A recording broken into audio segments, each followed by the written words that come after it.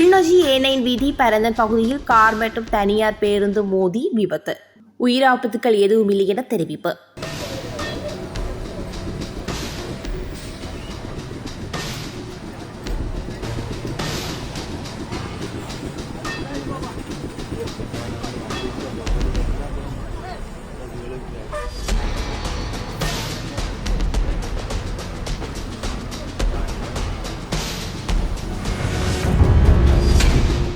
முல்லைத்தீவில் மோதல், பலர் வைத்தியசாலையில் அனுமதி.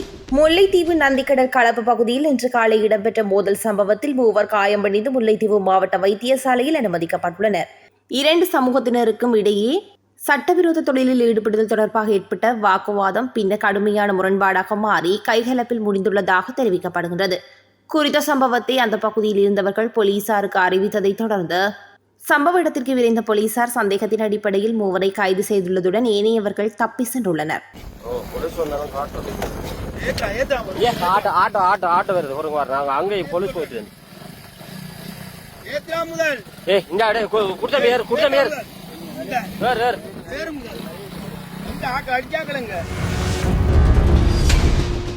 வடக்கில் விகாரியை வைத்து அரசியல் நடத்தும் தமிழ் தலைமைகள், எச்சரிக்கும் அனுரவின் அமைச்சர். வடக்கிலும் தையிட்டு பிரச்சினை போன்று வேறு பல பிரச்சனைகள் உள்ளன.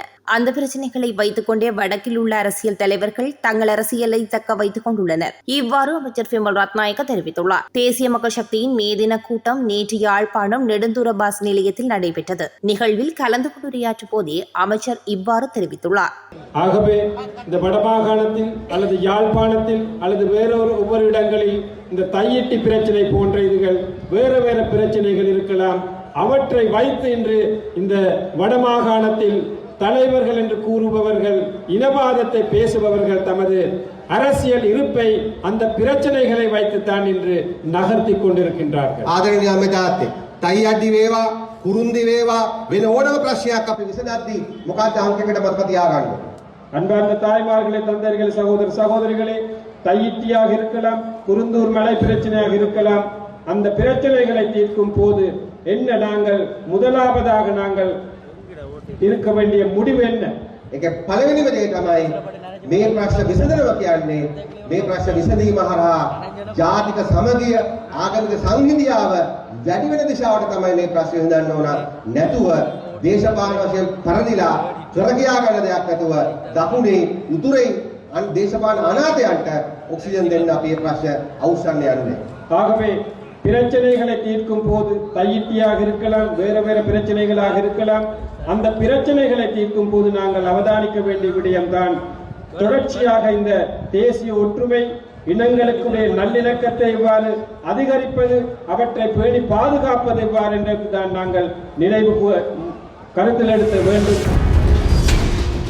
நான் வடக்கு மாகாண சபை முதலமைச்சரானால் அபிவிருத்தி திட்டங்கள் அனைத்தையும் நெடுந்தீவில் இருந்தே ஆரம்பிப்பேன். பாராளுமன்ற உறுப்பினர் ராமநாதன் அர்ச்சுனா தெரிவிப்பு. தமிழர் தான் நாசமாகிறது. நெடுந்தீவை அவங்க அந்த காலத்துல நெடுந்தீவை வந்து அவங்க குமுதினியில வெட்டி கொளுத்தி எல்லாத்தையும் கொளுத்தினவங்க. ஆனால் அதை விட படுமோசமான வேலை வந்து எங்கண்டாக்கள் செய்கிறது. முக்கியமாக எங்களோட சுகாதாரத்துறையில் இருக்கிறார்கள், எங்களோட கல்வித்துறையில் இருக்கிறார்கள், இந்த போக்குவரத்தில் இருக்கிறார்கள் தான் எங்களோட நெடுந்தீவை நாசமாகி கொண்டிருக்கணும். ஸோ இதை எல்லாருக்குமே கணக்க கேள்விகள் இருக்கு, பிரச்சனை இருக்கு. எனக்கு ஒரு ஆசை, முதலமைச்சராக வரணும்னு ஆசைப்பட்டதுக்குரிய காரணம் இங்கே இருந்தால் ஸ்டார்ட் பண்ணுது. நான் நினைக்கிறேன் இந்த வருஷம் மானசபைன்ற கையில் வர மாதிரி இருந்தால் நெடுந்தீவில் இருந்தால் ஸ்டார்ட் பண்ணுது. கிளிநொச்சியில் திடீர் வாகன சோதனை, தரமற்ற வாகனங்களுக்கு நடவடிக்கை. கிளிநொச்சியில் A9 வீதியில் பயணிக்கும் வாகனங்களுக்கு திடீர் சோதனை நடவடிக்கை மேற்கொள்ளப்பட்டுள்ளது. கிளிநொச்சி போக்குவரத்து போலீசாரின் ஒத்துழைப்புடன் மாவட்ட மோட்டார் போக்குவரத்து அலுவலகத்தின் தலைமை பரிசோதகர் தலைமையில் இந்த சோதனை நடைபெற்றது. இந்த சோதனையில் குறிப்பாக பேருந்துகள் பயணிகள் சேவைக்கு பாதுகாப்பான நிலையில் உள்ளனவா என்பதை அதிகாரிகள் ஆய்வு செய்தனர். தரமற்ற நிலையில் இயக்கப்பட்ட வாகனங்களுக்கு எதிராக சட்ட நடவடிக்கைகள் எடுக்கப்பட்டுள்ளன.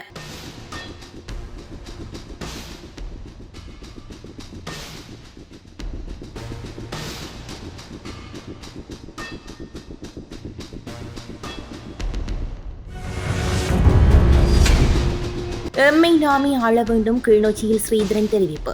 கிளிநொச்சி மாவட்ட தொழிற்சங்கங்களின் ஒருங்கிணைந்த ஏற்பாட்டில் நடைபெற்ற தமிழ் தேசிய மேதின எழுச்சி நிகழ்வில் இலங்கை தமிழரசு கட்சியின் பாராளுமன்ற உறுப்பினர் சிவஞானம் ஸ்ரீதரன் விசேட மேதின பிரகடன உரையை நிகழ்த்தியுள்ளார். இரணமடி சந்தியிலே ராணுவம் ரோட்டை ஆக்கிரமித்து வளைவு கட்டி இருக்கிறார்கள்.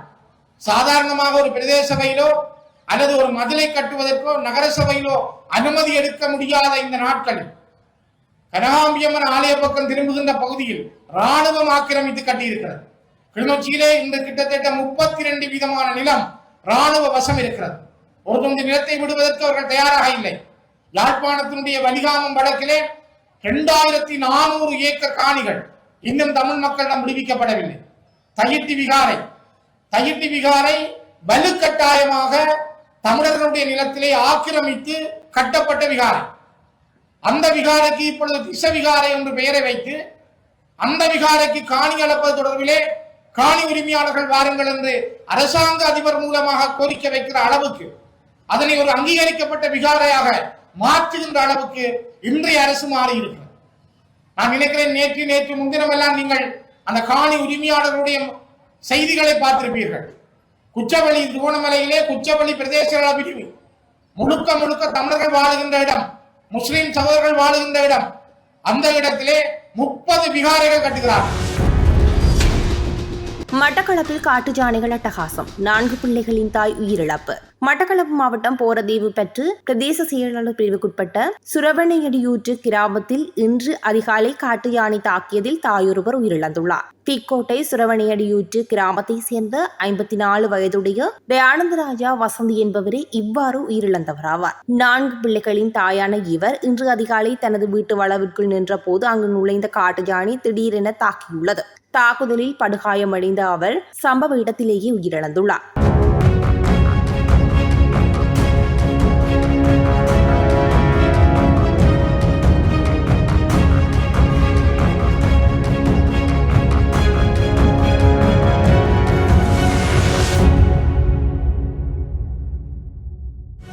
நான் ஒரு உறுதியை கூறுகின்றேன். මේ 2026 වසර இந்த 2026 வருடம் ලංකා ඉතිහාසයේම இலங்கை வரலாற்றில் දූෂිතයන්ට ஊழல்வாதிகளுக்கு, වංචනිකයන්ට திருடர்களுக்கு හිරගෙවල් නියම කරපු වසර බවට මේ වසර පත් වෙනවා. சிறை கூடத்துக்கு அனுப்பும் வருடமாக இது மாறும் என்பது. මේ මැයි මාසෙම இந்த மே மாதத்திலேயே 10 දෙනෙකුගේ නඩු තියෙනවා අධිකරණේ.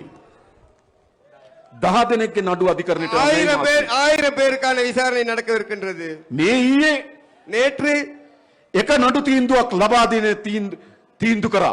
ஒரு வழக்கு தீர்ப்பு ஒன்று ඒ வந்தது. නඩු තීන්දුව මැයි මාසෙ එනවා. அந்த வழக்கு தீர்ப்பு மே மாதம் வருகின்றது. මොකද සිදුවෙමින් තිබෙන්නේ? என்ன நடந்து கொண்டிருக்கின்றது? වේගයෙන් விரைவாக අපරාධකරුවන්, குற்றவாளிகள், වංචනිකයන්, ஊழல்வாதிகள், දූෂිතයන්, திருடர்கள், කුඩු ව්‍යාපාරිකයන්, குடு வியாபாரிகள், පාතාලයෙන් பாதாள கோஷ்டிகள் හිරේට යමින් තිබෙනවා. சிறைக்கு சென்று නඩු ආමින් තිබෙනවා.